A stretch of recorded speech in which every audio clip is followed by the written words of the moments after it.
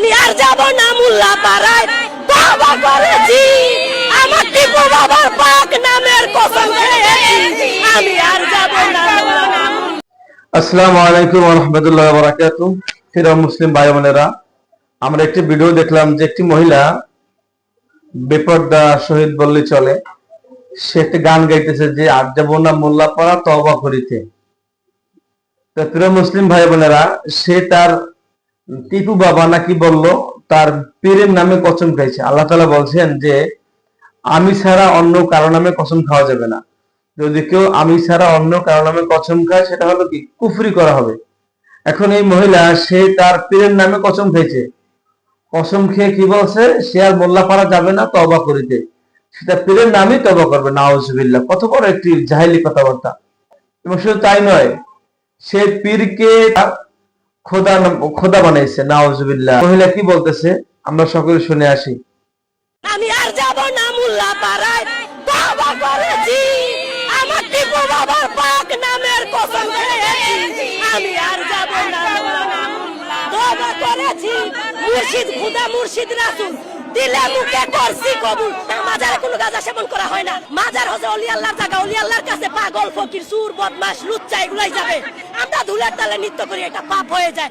তারা হুজুরেরা ধরা খাইছে কদিন আগে, হিন্দুদের ইয়াতে যায়া গির্জার ভিতরে যায়া ইয়া খাচ্ছে, নেশা করতেছে, হিন্দুদের গির্জাতে যায় ভোটের জন্য। আমাদের মাজারে যদি কোনো ধরনের খারাপ কাজ হয়ে যায়, কই অনলাইনে আপনার একটা প্রমাণ দেখান যে আপনাদের মাজারে একটা বলৎকার হয়েছে, আপনাদের মাজারে একটা নারী দর্শন হয়েছে। আজ পর্যন্ত আপনারা এরকম একটা প্রমাণ দেন। আমরা ওলি আল্লাহকে ভালোবাসি, আল্লাহকে পাওয়ার জন্য, রাসূলকে পাওয়ার জন্য।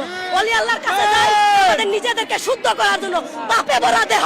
এই জন্য আমি বলবো, তোদের মতো দুই মুখা নামটা, তোরা দুই মুখা সাপ, তোরা রাইত হইলে ঠিকই আকাম কুকাম করস, দিনের বেলা যায় নামাজ পড়ো, তোরা ঘুষও খাস, নামাজও পড়স, অথচ কুরআন বলতেছে নামাজ সমস্ত খারাপ কাজ থেকে মানুষকে দূরে রাখে। প্রিয় মুসলিম ভাই বোনেরা, আমরা সকলে শুনলাম যে আমাদের এই বোন কি বলল। আমি এই কথা বলতে চাই যে আপনি যে এই পীরকে খোদা বলেন, পীরকে রাসূল বলেন, কোনো কোথাও নাই যে পীরকে খোদা বলা, তার পীরকে রাসূল বলা। আপনার ইমান প্রথমে চলে গেছে, আপনার তো ইমান নেই। এরপরও আপনি আপনার পিছনে কতগুলো পুরুষ রয়েছে। নামাজ পড়া যেমন ফরজ, পর্দার বিধানটা প্রত্যেকটা মানুষের জন্য ফরজ। আপনি সেই পর্দার বিধানের ক্ষেত্রে সীমা লঙ্ঘন করিয়া পাশে বেগানা পুরুষ নিয়ে আপনি ভিডিও করতেছেন, আবার আপনার পাশে আপনার দরবারি সেই লুচ্চা ভাইয়েরা দাঁড়ানো রয়েছে। না, আপনি যে কত বড় ভালো এটা তো আমাদের বোঝা বাকি নেই।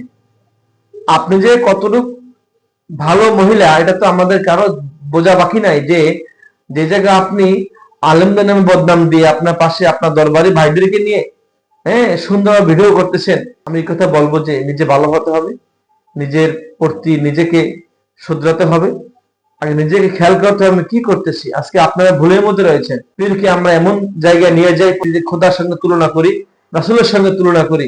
আমাদের ঈমান আমল যে কোথায় চলে গেছে এইটা বোঝার মতো বিবেক আমাদের হয় না। বর্তমান দেশে এত পরিমাণ পীর, এত পরিমাণ মুরিদ, যা বলার বাহিরে। তারা পীরকে তারা এমন মর্যাদা দিয়ে ফেলে যে পীরকে তারা সিজদা করে। নাউজুবিল্লাহ। প্রিয় ভাই বোনেরা, যারা আমার এই চ্যানেলটি নতুন আপনারা যুক্ত হয়েছেন, তারা অবশ্যই আমার চ্যানেলটি সাবস্ক্রাইব করবেন এবং আমার ভিডিওতে আপনারা লাইক কমেন্ট শেয়ার করে অন্য ভাইদেরকে দেখার সুযোগ করে দিবেন। সকলে ভালো থাকবেন, সুস্থ থাকবেন। পরবর্তী ভিডিওতে আপনাদের সকলের আবার দেখা হবে। আসসালামু আলাইকুম ওয়া রাহমাতুল্লাহি ওয়া বারাকাতুহু।